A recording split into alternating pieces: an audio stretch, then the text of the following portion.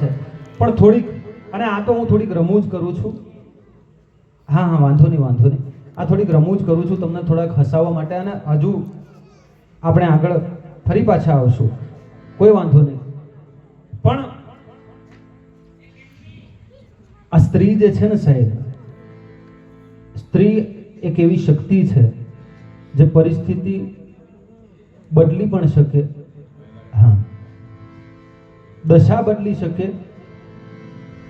જો એ કદાચ વિફરે ને તો આખા ઘરની દશા જે છે એ બદલાઈ જાય, અને જો કદાચ એ રાજી થઈ જાય તો પણ ઘરની પરિસ્થિતિ બદલાઈ જાય.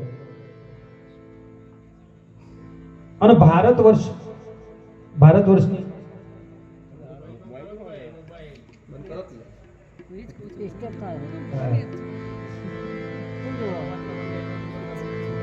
શબ્દ એક શોધું ત્યાં સંહિતા નીકળે, કૂવો ખોદવા જાઉં ત્યાં સરિતા નીકળે.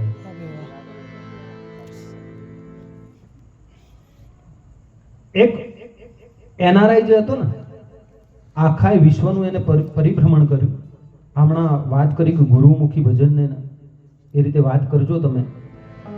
ભારતની શું વિશેષતા છે એની હું થોડીક વાત કરું, પછી મારે ભાઈ શ્રી યોગેશભાઈને આપની સમક્ષ રજૂ કરવા છે. આખા વિશ્વની એને પરિક્રમા કરી, અને વિશ્વની પરિક્રમા કરી અને એ ભારતમાં આવે. ભારતમાં આવી અને એ એક સંતને મળે છે, એક સાધુને મળે છે. સાધુને આવી અને પેલા એનઆરઆઈ એ કહ્યું કે બાપુ અમેરિકામાં જે છે ને એફિલ ટાવર છે. સંત કે બરોબર. બાપુ દુબઈની અંદર બુર્જ ખલીફા. સાધુ કે બરોબર. જર્મનીની અંદર આ છે, જાપાનની અંદર આ છે, ઘણું કીધું. પછી છેલ્લે પેલા સાધુએ એનઆરઆઈ ને પ્રશ્ન પૂછ્યો કે દોસ્ત તારી વાત સાચી, દુબઈની અંદર બુર્જ ખલીફા, અમેરિકાની અંદર એફિલ ટાવર, બધું સાચું, પણ વિદેશ ઘૂમ્યો ને? હા ઘૂમ્યો. ભજન છે? આખા વિદેશનો તે આંટો માર્યો, ક્યાંય ભજન છે? ક્યાંય મા બાપની પાછળ કોઈ આવા ભજન કરાવે છે? ના બાપુ, એ ના કરાવે. તો પછી હું છે સાહેબ? જો ભજન નથી તો પછી શું છે? શબ્દ એક શોધું ત્યાં સંહિતા નીકળે, અરે કૂવો ખોદવા જાઓ ત્યાં સરિતા નીકળે. અને કંઈક અલગ તાસીર છે આ માટીની. અહીંયા મહાભારત વાવો ને ગીતા નીકળે. હા, કાકા બાપાના કજિયાનું વાવેતર થાય, ઝઘડાનું વાવેતર થાય, અને એની અંદરથી ગીતા જેવું જ્ઞાન નીકળે સાહેબ. આ એ દેશ છે. આમાંથી જેટલા પણ ભણતા હશે ને, અભ્યાસ કરતા હશે, જનરલ નોલેજની તૈયારી કરતા હશે, એમને ખબર હશે કે આજકાલ યુનેસ્કો દ્વારા અમુક ટેગ અપાય છે કે Ahmedabad city is world heritage site.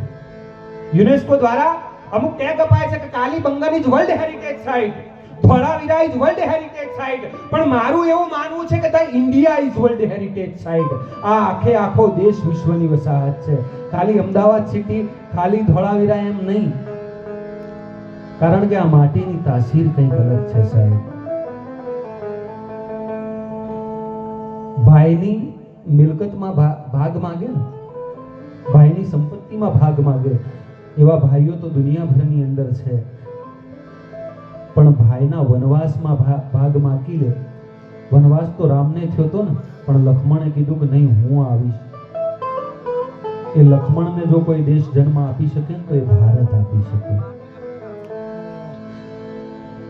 પતિની સાથે જો સવાલ, જો પતિની સાથે પિકનિક કરવાનો હોય, પતિની સાથે એન્જોય કરવાનો હોય, તો એની માટે તો આ દુનિયાની દરેક સ્ત્રી તૈયાર છે. પતિની સાથે જો સ્વિટ્ઝરલેન્ડ જવું હોય કે કાશ્મીર જવું હોય, તો એની માટે આ દુનિયાની દરેક સ્ત્રી તૈયાર છે. પણ પતિની સાથે છે, રાજા જનકની દીકરી છે, જે રાજા દશરથની પુત્ર વધુ છે, પણ એક સેકન્ડમાં પતિની સાથે જંગલમાં જવા માટે અયોધ્યાની એ ગાદીને ઠોકર મારી શકે. એમાં સીતાને જો કોઈ દેશ જન્મ આપી શકે તો એ ભારત આપી શકે સાહેબ. અને બાપની સંપત્તિમાં ભાગલા પડવા વાળા દીકરા તો આ દુનિયામાં દરેક છે સાહેબ. દુનિયામાં ઠેર ઠેર છે જે બાપની મિલકતનો ભાગ પાડી દે, પણ બાપના એક વચન ખાતર, બાપના એક વચન ખાતર જે 14 વર્ષ જંગલમાં રહી શકે, રામને જો કોઈ દેશ જન્મ આપી શકે તો એ ભારત આપી શકે. શબ્દ એક શોધ લખું ત્યાં સંહિતા નીકળે, કૂવો ખોદવા જાવ ત્યાં સરિતા નીકળે. કંઈક અલગ તાસીર છે આ માટીની. અહીંયા મહાભારત વાવો ને ગીતા નીકળે અને હજી એ ધબકે છે ઘણી લક્ષ્મણની રેખાઓ. જો કોઈને એમ હોય ને કે આ દેશનો ધર્મ વિલીન થઈ ગયો છે, આ દેશની સંસ્કૃતિ વિલીન થઈ રહી છે, તો હું કહું છું કે આવજો આ દેવપુરા જેવા ગામની અંદર. આજે રાત્રે પણ આજે 5 દીકરાઓ છે ને, હા, પટેલ પ્રહલાદભાઈ, આ દીકરાઓના નામ છે પટેલ પ્રહલાદભાઈ જોઈતાભાઈ, પટેલ દાયાભાઈ જોઈતાભાઈ, પટેલ કનુભાઈ જોઈતારામ, પટેલ વિક્રમભાઈ જોઈતારામ અને પટેલ મહેન્દ્રભાઈ જોઈતારામ. 2 હાથ ઊંચા કરી અને આ દીકરાઓની માટે તાળીઓનો ગળગળાટ કરો સાહેબ.